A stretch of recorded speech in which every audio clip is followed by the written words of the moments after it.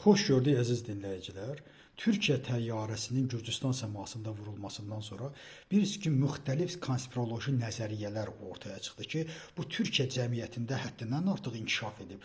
Azərbaycan cəmiyyətində də var. Yəni, hər yerdə bir hadisəni axtarmaq, hər yerdə bir terror gəzmək, hər bir yerdə, mən nə bilim, masonlar etdi, İsraillilər etdi, görünməyən əllər etdi. Bu formada konspiroloji nəzəriyyələr çox da əsasən Türkiyə cəmiyyətində də və bizim də cəmiyyətdə də var. Əlbəttə ki, biz insanımızın o fikirlərini də ciddi qəbul edirik ki, bir anlıq düşünün ki, Azərbaycanda parad keçirilir və Azərbaycandan ayrılan Şahbaz Şərif, bilirsiniz ki, Azərbaycan paradında iki böyük dövlət iştirak edirdi.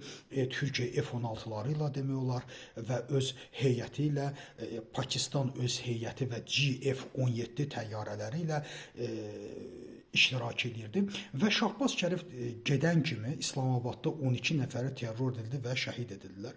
Üstündən 3 gün keçməmiş Türkiyənin təyyarəsi vuruldu və istər-istəməz konspiroloji nəzəriyyələrin inkişafı üçün kifayət qədər imkan yarandı.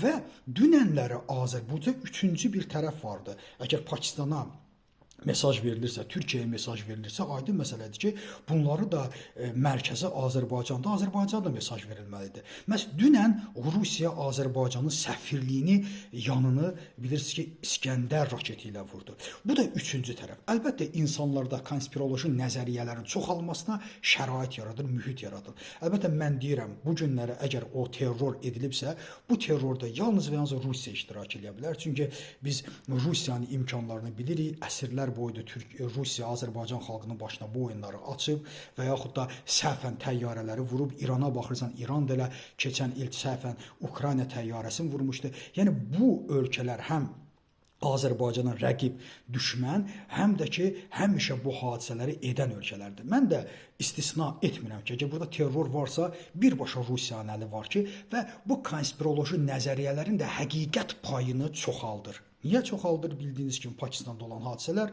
Türkiyədə olan hadisələr və üçüncü tərəf ki, biz qalmışdıq, yaxşı olan mesaj vermirsən, bu birinə mesaj verirsən və bizə də mesaj verildi Ukraynada səfirliyimizin yanının vurulmasıyla.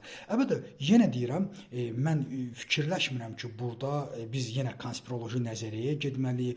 Bunlar doğrudanmı hadisələr olub, amma faktlığında qalır və insanlarımız da bu formada fikirləşməyi tam real sayıram. Amma konspirologiyanın da ictimaiyyətə, cəmiyyətə böyük bir səhv təsir edəcəyini gərək biz diqqətdən yayındırmayaq. Çünki bir millət ki, konspirologiya ilə yaşadı, o millət getdikcə reallıq hisslərini itirir və əfsanələşməyə başlayır. Hər bir şeyin arxasında hər hansı bir qüvvənin durduğuna inanır və özünə inamı sarsılır. Əlbəttə, biz özümüzə ilk növbədə inanmalıyıq.